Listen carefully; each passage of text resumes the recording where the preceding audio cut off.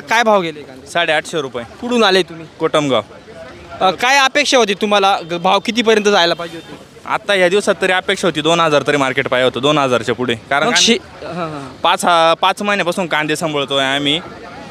त्याची नुकसान किती, सडघाण किती झाली, घट आली. आणि जेव्हा आम्ही ताजे काढले तेव्हा 1200-1300 विकत होती. पण मग शेतकऱ्याला अपेक्षा राहते का 2 पैसे व्हावं म्हणून. मग आजचे दिन आ गए क्या? काय त्याचे आजचे दिन आले का हिंदू खतरे में? काय आता सांगताच येत नाही आम्हाला. शेतकरी खतरे में आता. शेतकरी खतरे में. पण तरी पण काँग्रेसवाल्यांनी आतापर्यंत लुटतं आणि भाजपवाले काय करताय? या पाय तुम्हाला एक सांगतो, तुम्ही इथं राजकारण करू नका. काँग्रेस किंवा भाजप जी सत्य परिस्थिती आम्ही ते सांगतोय. आता मागच्या वर्षी दुष्काळ होता तेव्हा 4000 विकले, तेव्हा भाजपचंच सरकार होतं ना. आज 800 विकतायत, आज भाजपचंच सरकार आहे.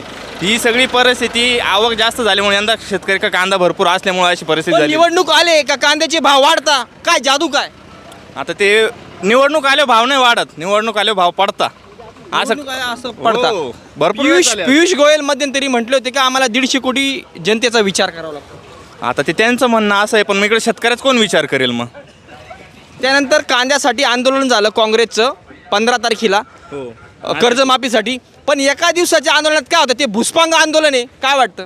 आता अजून बघू सरकारने त्याच्यात आंदोलनाची दखल घेतली का नाही कळेल आता येत्या दिवसामध्ये. पण आम्हाला तरी अपेक्षा होती का या दिवसात कमीत कमी कांदा 2000च्या पुढे तरी. आता हा काय भाव गेला? आता 850 रुपये गेलेला आहे. बघू शकतो अगदी 850 रुपये हा भाव गेला आहे. कांद्याची साईज बघू शकता, अगदी 55-60 प्लस साईज आहे.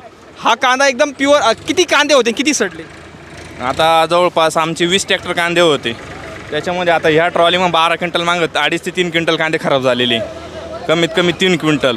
आणि त्याची घट पण आली, वजनात घट आलेली. ठीक आहे, धन्यवाद.